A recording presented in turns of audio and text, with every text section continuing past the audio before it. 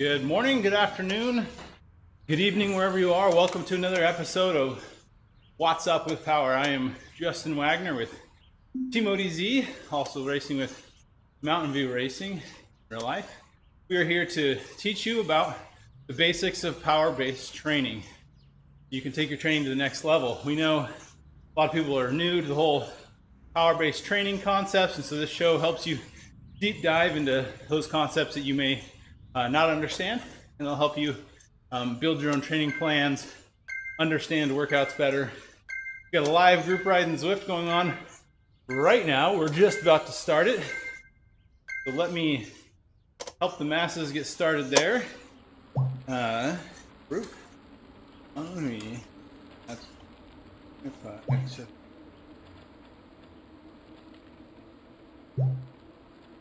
okay. Slow down my power a little bit here. And I will be our presenter today. We're going to be talking about the performance management chart, performance manager chart. A couple different names it goes by, but that's what we're talking about. It's basically a way to help you plan and understand your training progression. So bring the slides up on the screen. So the way we're structured this is we do about 15 minutes of teaching, followed by an open 15 minutes of questions and answers. So when we get to that questions and answers section, have questions, go ahead and let them fly in the Facebook chat. We're watching that. If you're on Discord, I see them there as well. And we will get them addressed. So just the slides. So this training is coming based out of Training and Racing with a Power Meter book, and chapter 8 specifically, called Using Power to Manage Performance. So first, let's put a chart here up on the screen.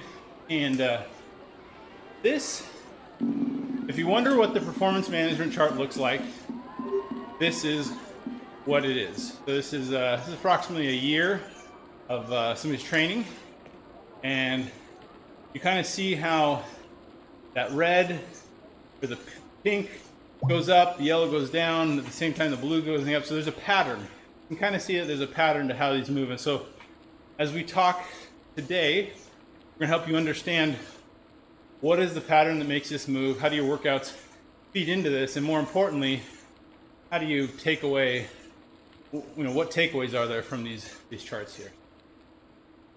So start off with this quote. So basically what we're saying is, we all say we want to improve our fitness and get better, but it's not just to increase your fitness to get faster, but it's to be fitter and faster than before at the right time, okay?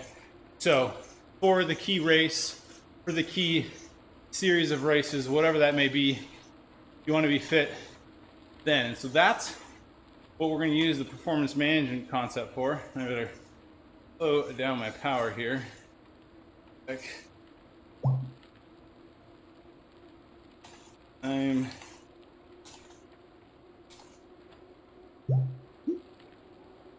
Okay, so basically we want to be fit at the right time. Okay, so that's what this performance management manager chart is going to help us do, is to target when we're in shape so that we can perform at the events we want.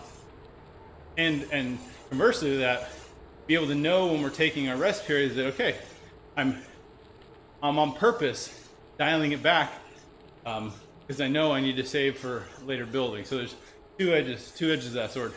Being ready at the right time and knowing when you take your time off that it's appropriate and that you'll be able to come back from that. All right, so a couple of concepts here. We know when we do workouts, there's basically a couple adaptations that happen to our body. There's a positive, meaning we're going to get more fit.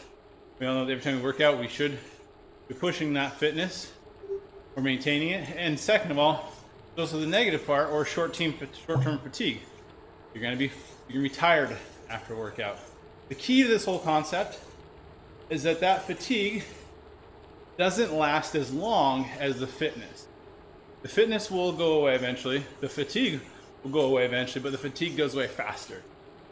So that's kind of, that's the 10,000 foot level that it helps us drill down into the finer details. And so we use a few terms to describe these. So there's 3 acronyms here.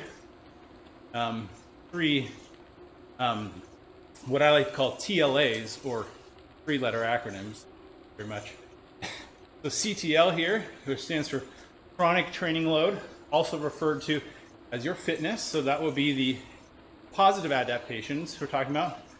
ATL, or acute training load, that's your fatigue, or essentially the negative adaptation that's happening to your body.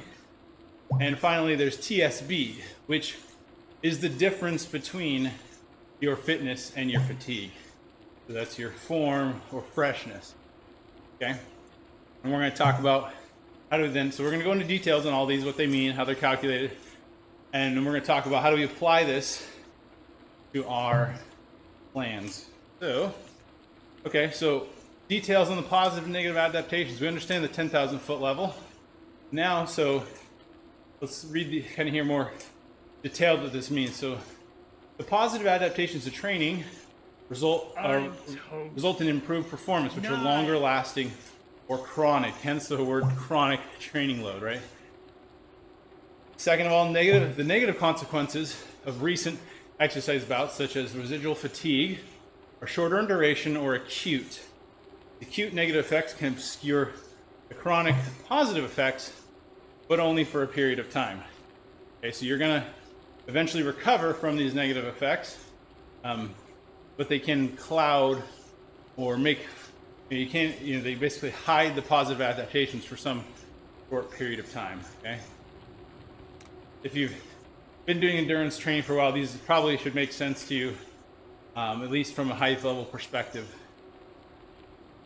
All right, so there's a mathematical model to basically model these concepts. So this is kind of like our academic example here, where let's say we were to do one workout. So you can ignore the units on the left. What we want to look at is the relationship between those 3 lines, okay? So you've got a pink line, which goes up really sharp. You've got a blue line that doesn't, it goes up just as sharp, but it doesn't go up as high. And then you see the pink line comes down very rapidly, but the blue line sticks around for a while. And then this yellow is nothing more than the difference between, it's the blue minus the pink. You can see it goes negative. Where they cross, it gets 0. And then you peak, and then basically they'll come down together here for a while. Whereas once your fatigue gets to 0, it'll fall then your fitness line. So if you only did one workout, this is how we would model the effects essentially on your body, before, after, during, what your fitness and fatigue look like, okay? Obviously, we're not talking about just a single workout. We're talking about a lot of workouts over time, so there's more to it than that, but understanding this visually, as well as we just described it verbally, hopefully this will give some of you mathematical engineers and nerds like myself something to visualize and see what this means, okay? So going back to this, so we're going to drill down into the definitions of these 3, okay? So CTL, or chronic training load, right? We'll read this out loud. So it's also called fitness because it's an exponentially weighted rolling 42-day average of your daily PSS. We've covered that in a previous show. It indicates how much training load you are currently managing. If your fitness rises, you are capable of handling a higher training load and therefore more fit, and you may also assume the opposite. So this is straight from Joe Friel. You can get the link here off of Training Peaks where he wrote. That's the definition of what CTL is. So, all right, let's pick up the high level thing. So exponentially weighted, rolling, okay, we may not understand all that, but what do we pick out of it? 42 days, right? So this means that all of the workouts we've done over the past 42 days, at least in this mathematical model, are playing into where we're currently at for our training load.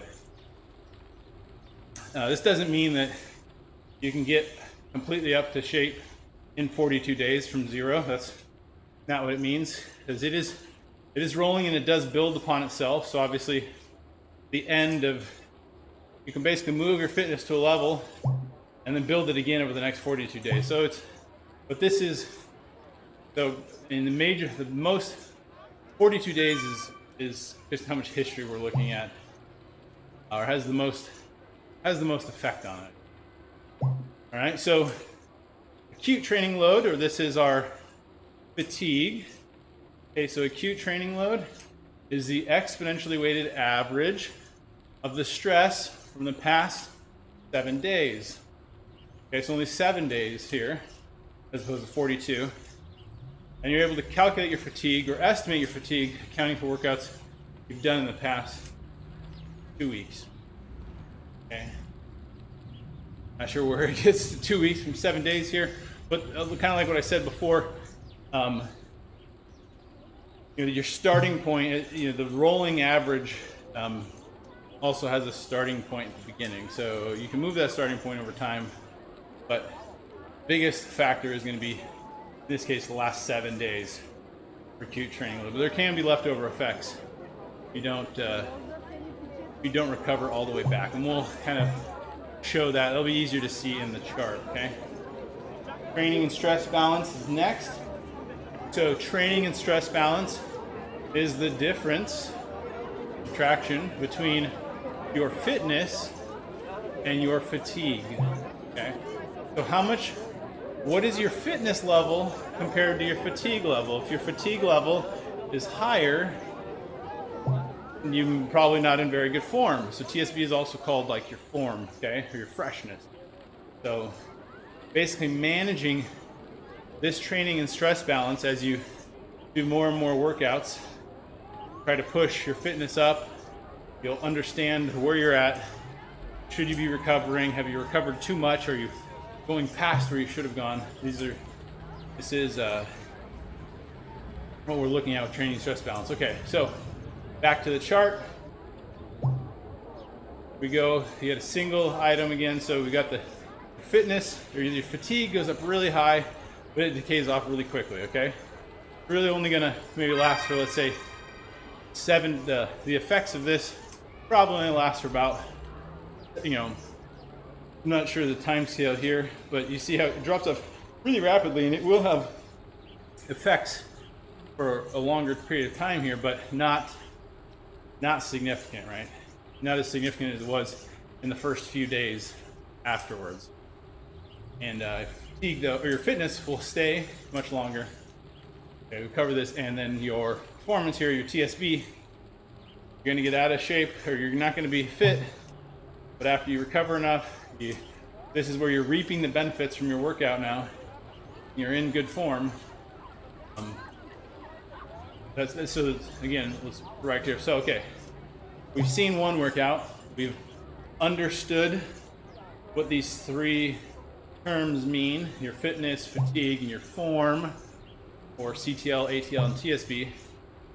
Now, let's go back to this chart and let's talk through what some of these, you see some periods of time here where you see some interesting trends. So let's start about here, right? And we see this fatigue, this pink number, it starts to rise really high, okay?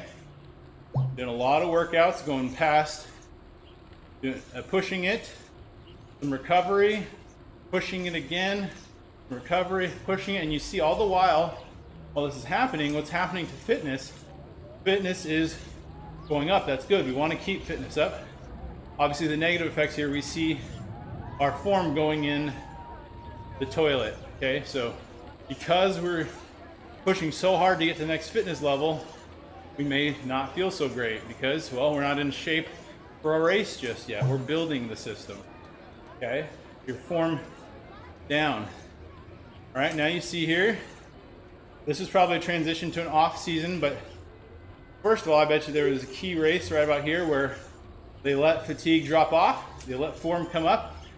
And somewhere right about here is right where they had probably a pretty significant race, so they want to be really ready for it. And you'll see that their fitness here at this point was higher than when they started, okay?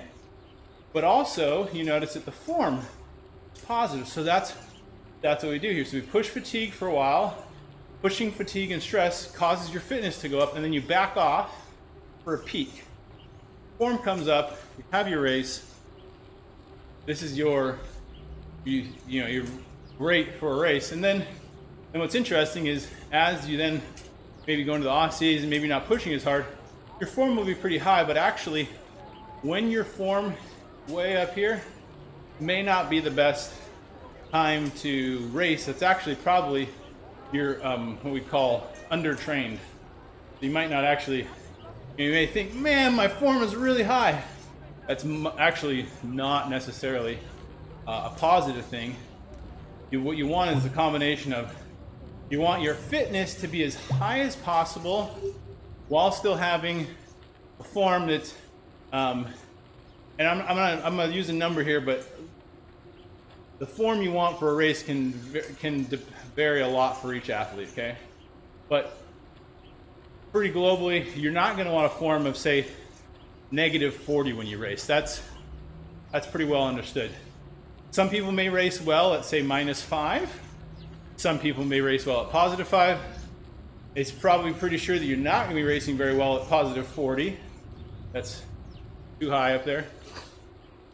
Somewhere around 0. And so when your TSB, as you do harder and harder workouts and stack them closer together to improve your fitness, you should start to see that form go down into like -10 and below range while you're building, okay? And keep it down there, because then you're getting more and more bang for your buck because you're continuing to push that fitness up. And you keep doing workouts in that range, it'll push up. At some point you're gonna need to rest and recover from that, but then you'll get back up on top of it. So, okay, let's look at, here it looks like we had some, had a build session, had some peak, maybe some races here, another build, peak, a couple more builds, okay, so we're building, did quite a bit of trending down here. This is,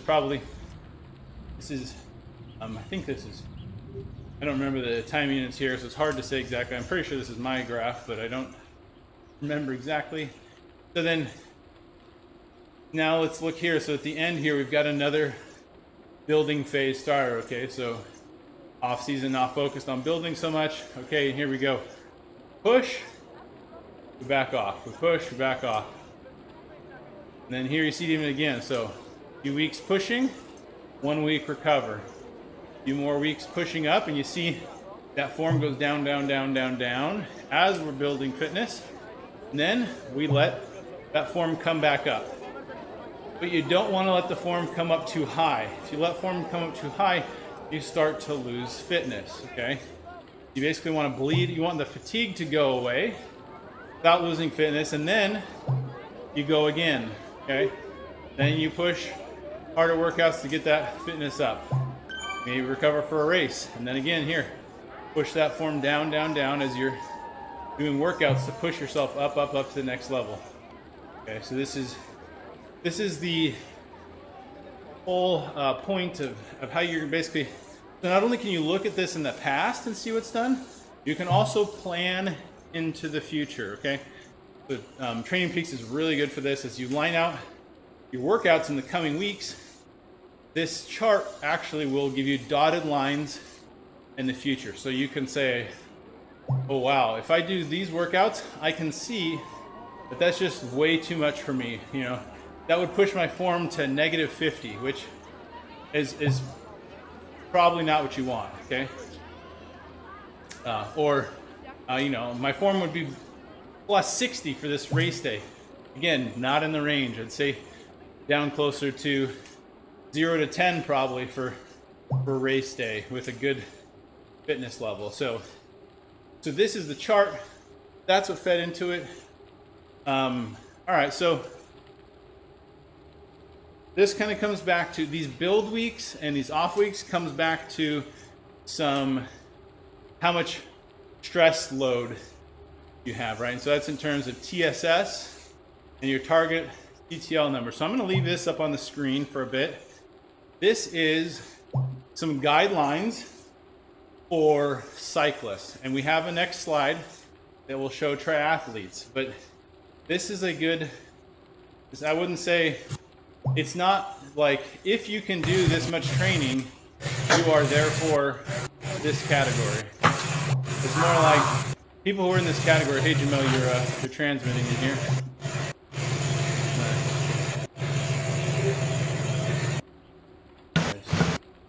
There you go. So this is for cyclists, category 1, 2, 3, 4, 5, and masters. So this is general notion of how many hours a week you should expect, annual hours, as well as here we're seeing this is about approximately how much stress per week you should be averaging, and what your target CTL is going to be around peak time, okay, when you're racing. So come back and refer to these numbers. This is from Training Peaks. You can probably Google it and find it. That's how I got it, but it's a pretty good reference. So let's say you want to get to Cat 3, you're probably going to need to be averaging somewhere in the 500 to 700 TSS per week, putting in 9 to 14 hours a week of work. Okay, doesn't mean that just doing that work will get you there, but it's in the ballpark. It does mean that probably training on 3 to 8 hours a week at 200 TSS, most likely not going to be able to be competitive in the category 3 fields. For athletes, here we go, going from Ironman to half Ironman, Olympic, sprint, and juniors. And you'll notice this TSS per week here, way higher, because triathlons are essentially really, really long time trials. You need a lot of CTL here. Push yourself for an entire Ironman, okay? Talking what, 8 hours solo? It's a whole lot different than even let's say a professional road race, 4 or 5 hours. They're not solo that whole time. They're drafting for a lot of it and coming out and doing attacks. So you can see the amount of TSS and training needed are actually quite a bit different, as most of you are well aware. Okay, and all right, so a couple of key takeaways. When we're applying this performance manager, we want to stay on top of our FTP. Having an FTP that doesn't accurately reflect where we're really at is going to make this chart be screwy. It's not going to be able to help you out, okay? Make sure you're using your power meter for every ride. Indoors and outdoors, you really want to be able to know how hard each ride is. Now, we'll just leave it at that. Start with some educated assumptions. If you're starting from ground zero, this is going to take a little bit to build up. So you'll notice there'll be like those first 42 days, those numbers might not mean a whole lot, okay? But as you get to that point, the numbers start to mean a lot more, okay? And remember to maintain perspective. Just because I can put in a lot of TSS, or even the same number of TSS, doesn't mean that all TSS is created equal. So you do specific workouts in specific training zones to adapt to different parts of the body, different zones, power zones, systems, physiological systems. So we kind of talked about this when we went over all the different workouts. But one perspective here is, even if we were to take a triathlete and a road racer at the same CTL level, so this means they've been basically doing about the same amount of TSS in training, most likely the triathlete is going to get hammered in the road race, and the road race is going to get hammered in the triathlon, okay? They're not going to be able to compete, one's going to do better than the other. Why is that? Not all TSS is created equal. They have different types of workouts that target the systems they need for their specific discipline, okay?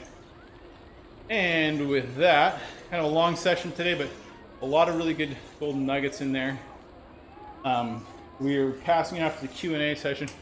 have questions, let them fly in the Facebook comments or here in Discord, and we will let them have them. I also want to mention that we too talk about Training Peaks as a tool. The one thing, I don't get paid at all by Training Peaks. They sponsor the show, they give us a discount code, but I don't make any money from it. Definitely, I really think they nailed planning. I haven't seen another tool that's as great as planning in the future. Sure, many other aspects of what they offer other people replicate, but I think that's really where they're earning their money today. If you want to get Training Peaks Premium, you can use the code ODZ20 or ODZ20. Okay, you get 20% off. Again, we don't make any money on that. We just think it's a quality product, and if you decide to use it, we're glad to negotiate that discount for you. I'm over here, a couple guys. Mel, make sure he's still feeding back. Okay. So, if you have any questions, let them fly here. We've got lots of previous episodes. Basically, we're now at kind of the end of going through the book, Training and Racing with the Power Meter. So, next week will be, I think next week's show, I could be wrong on this. I think next week we're going to be talking about which power meter, so kind of looking at the different power meters, what the different options are. If you want to go down that road and get a power meter, we'll talk about what you should be aware of, okay? Then we'll do a review of all the different chapters of the book we've gone over and kind of what the key takeaways are from them. And then we're going to jump back into, there's also going to be an episode, next week.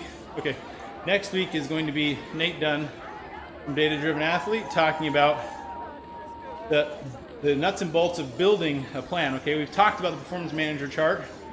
Okay, but the piece that drives that is planning your workouts. So we're gonna have Nate Dunn come on and talk to us about building those workout plans, what workouts come in. Okay, then we're gonna talk about power meters, review this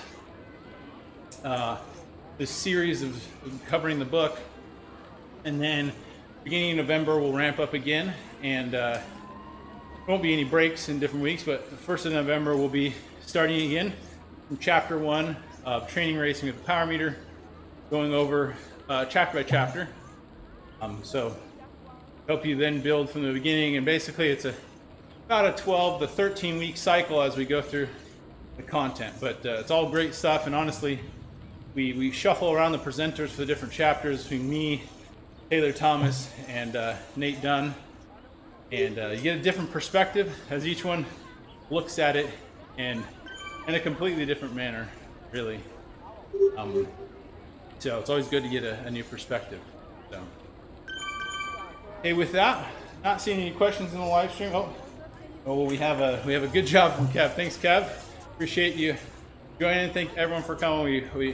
We hope this helps you out. We do it for you guys to learn and grow, and so let us know if you've got any feedback. Glad to do this. But with that, we are going to call it a session, and thanks everyone for tuning in. We'll be back again next Wednesday morning, 6:30 a.m. Pacific, 9:30 a.m. Eastern. About a 30-minute long show, and we do make all the recordings available on our Facebook page, as well as they do get archived on our YouTube. So if you search on our YouTube for WUWP, that's the key we use for What's Up with Power for our videos. So they're all back in there and nicely tagged with what the different episodes cover. So with that, we'll say thanks again for coming, and hope to see you on the next episode.